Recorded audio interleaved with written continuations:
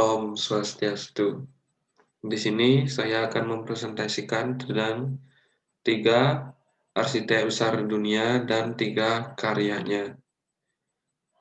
Pertama, izinkan saya memperkenalkan diri terlebih dahulu. Nama saya Agung Wahyudi Perdana Putra, NIM 1962121098, kelas A2. Metode perancangan arsitektur. Arsitektur merupakan miniatur model yang ideal dari perwujudan spesial yang ada di dunia. Menurut Farmuya 1996, untuk mewujudkan hal tersebut, arsitektur membutuhkan geometri. Kebutuhan ruang antar arsitektur dengan geometri dijelaskan sebagai berikut. Geometri adalah ilmu pengetahuan yang menghadirkan penciptaan intelektual dari penataan dan pengolahan bentuk dengan ruang.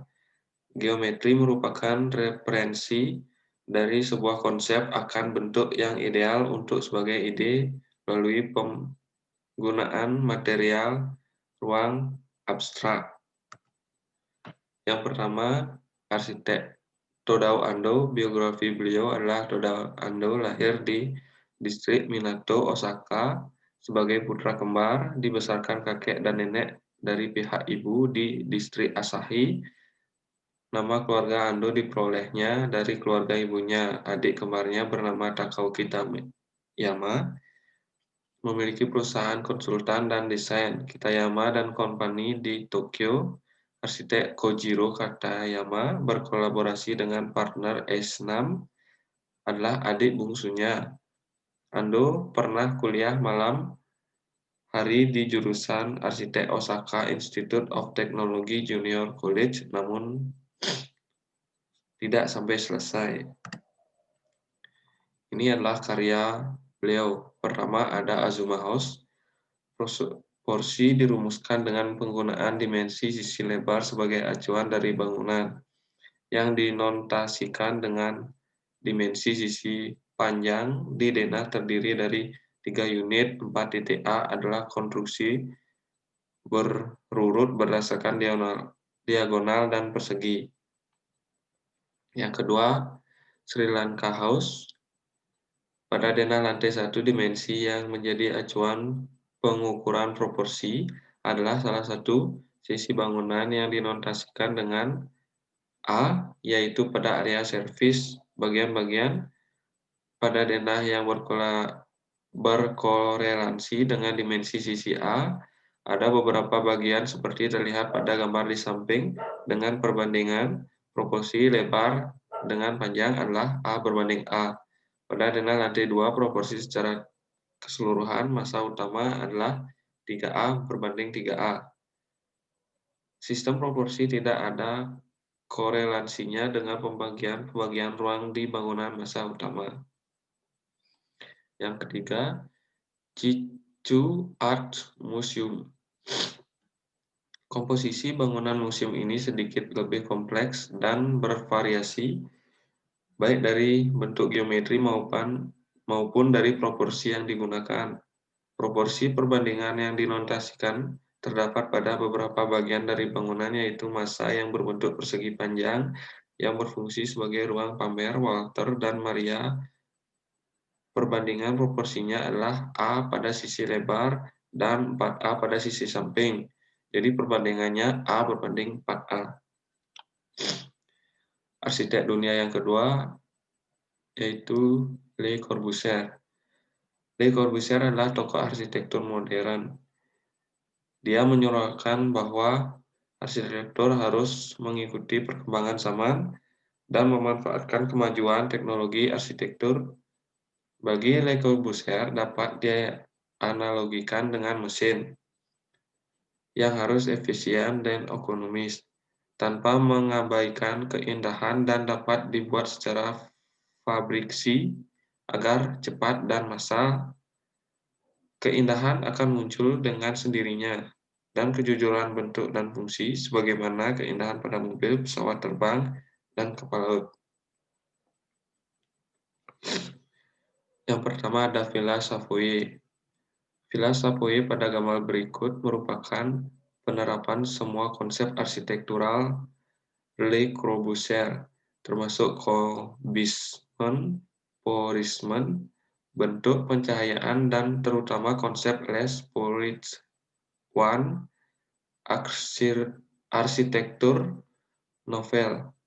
Villa Savoye berdenah segi empat, dua lantai berkesan seperti kotak, putih melebar horizontal disangka oleh kolom-kolom di tengah halaman luas. Yang kedua, La Roche-Jarnet, Paris.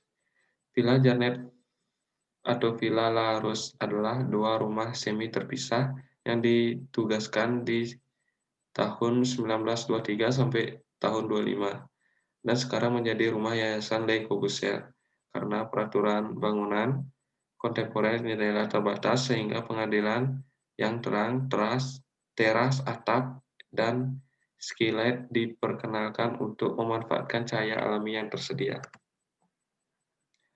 Yang ketiga, Notre Dame du Haut Rocheham, yaitu salah satu gereja modern yang paling awal. Ini bukan keberangkatan total dari arsitektur gereja tradisional, dengan kaca patri, menara dan langit-langitnya yang tinggi secara simbolis, menarik perhatian dan pikiran menuju surga. Namun dinding selatan paling luar biasa dimulai sebagai titik sempit di tepi timur dan memperluas luar hingga 10 kaki ketebalan saat melengkung. Yang ketiga, arsitek dunia Romualdo Giorgola. Giorgola lahir di Roma pada tahun 1920. Ia menyelesaikan pendidikan arsitekturanya di Rome University pada tahun 1949. Ia menerima gelar Master Arsitektur pada Universitas Columbia University dan telah menjadi mitra di Bilandellia Michel Giorgola, arsitek sejak tahun 1958. Beliau menjabat sebagai profesor di University of Pennsylvania dan Columbia University. Giorgola kemudian menjadi ketua Departemen Arsitektur di Columbia University pada tahun 1966.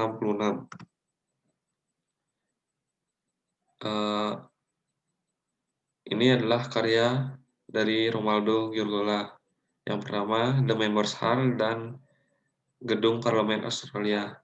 Jadi merupakan ruang yang sangat penting di bangunan Parlemen Australia. Ruang ini terdiri dari 3 lantai dan juga terdapat air mancur di tengah ruangan dan mendapatkan pencahayaan alami di atap. Di ruangan ini, setiap lantai ditunjukkan untuk penggunaan yang berbeda. Lantai pertama ditunjukkan untuk para politisi, lantai kedua untuk publik, dan lantai ketiga untuk kalangan wartawan dan media. Yang ketiga, St. Patrick Cathedral.